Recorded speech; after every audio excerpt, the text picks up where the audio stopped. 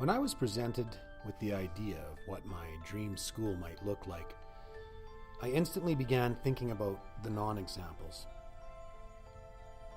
Is my dream school one where the teachers are revered fountains of knowledge whose words must be hung on and recorded at every juncture by the student body?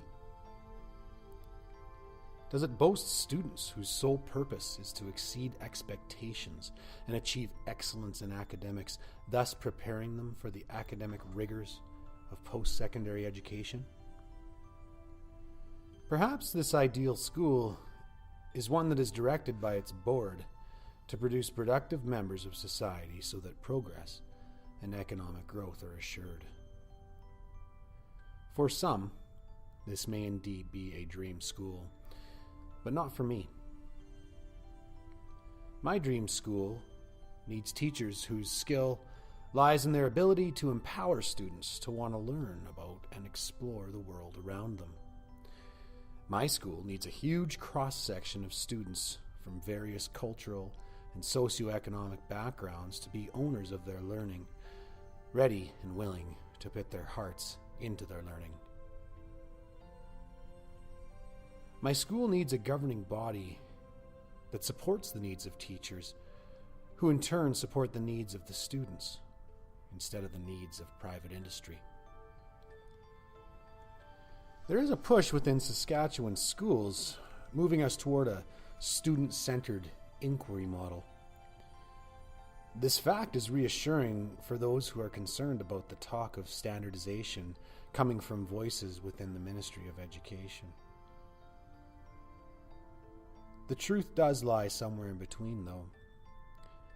But the fact remains that the current government is driven by money and is going to do whatever it needs in order to reassure private interests that they will be supplied with economic ammunition in the form of graduates.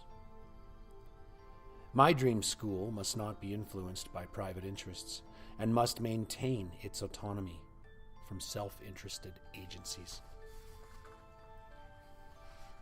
Instead of pandering to the needs and wants of the industrial complex, my school must be able to break away from that structure and be ready to serve the social, mental, and physical well-being of the community it serves.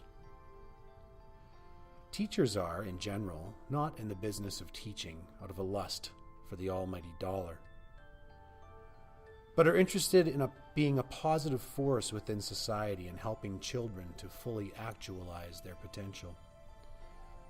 Instead, teachers at my school would be hired based on their ability to move outside of prescribed ways of thinking. A teacher who is wholeheartedly committed to core subject teaching and reaching the goals set out by the curriculum at any cost, well, that teacher may not be a good fit. The teacher I want teaching in my school is passionate about his subject, but also sees its role in the larger picture of educating the whole child.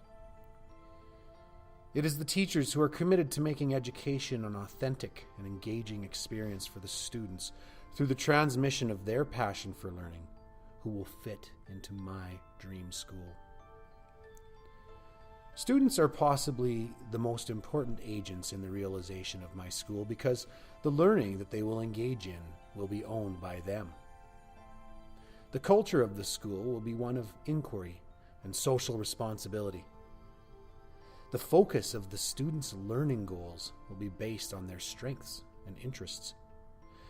The main purpose of my school will be to produce caring, empathetic, intelligent, and moral people. This is not to say that the disciplines of science, math, and literature will be discarded in favor of a more liberal curriculum model.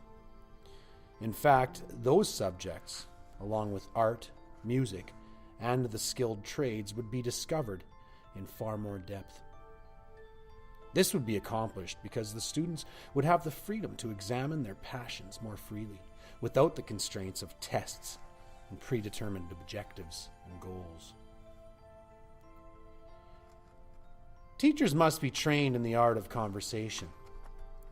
They must be able to enlighten students through honest exchanges. They also need to inspire awe and wonder in the students and be allowed to explore ideas with the students as they teach, rather than being the source of all information and opinion. Teachers must constantly evolve and adapt to student needs, and my model, with its student-centered approach, makes that goal infinitely easier to attain.